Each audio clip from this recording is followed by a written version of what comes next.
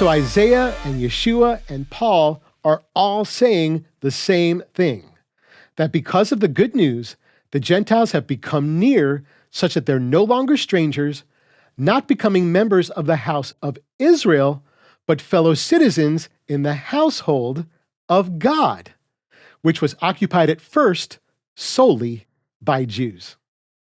Paul's not talking here about Israel, but about something new that later came into being. That one flock, the one new man who shares one body, and that body is called God's household, of which all of Messiah's holy ones, both Jewish and Gentile believers together, are now fellow citizens. Now, I get how this can be confusing, with Paul talking about the citizenship of Israel in one place and no longer strangers but fellow citizens in another. But the only way to make Ephesians 2 say that Gentile believers become citizens or part of Israel is to either stop at verse 12 and then reason your way to it, or to just ignore the second half of verse 19, or to say that the one new man isn't actually new, and that Israel and the household of God are the same thing. Only if you approach the passage from any of these wrong directions can you get the verses to appear to be saying that Gentiles are Israel.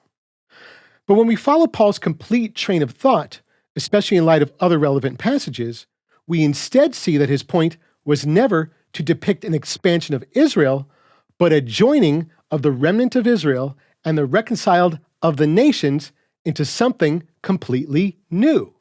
And that is the one flock, the one new man, the household of God. In other words, from among the nations, God reconciles those who believe, and from within Israel, God preserves a remnant. And where the two unite and intersect through Yeshua, it creates a brand new thing, one new man, one flock, where members of both physical groups are now also spiritually fellow citizens in the household of God. It doesn't expand Israel by making Gentiles a part of Israel, any more than it expands the nations by making Jews a part of the nations.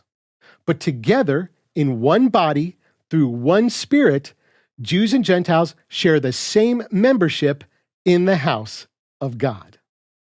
And Paul makes it clear just how unheard of such a thing this joining of Jews and Gentiles is, such that Gentiles who have no birthright whatsoever to anything of Israel's can now partake of them.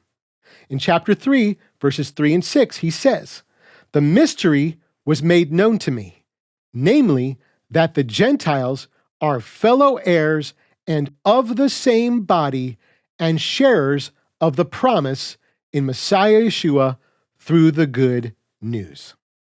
So the mystery is that Gentile believers are fellow heirs, they're of the same body as Jewish believers, they're sharers of the very same promises and the very same salvation, but they receive all this without becoming part of Israel.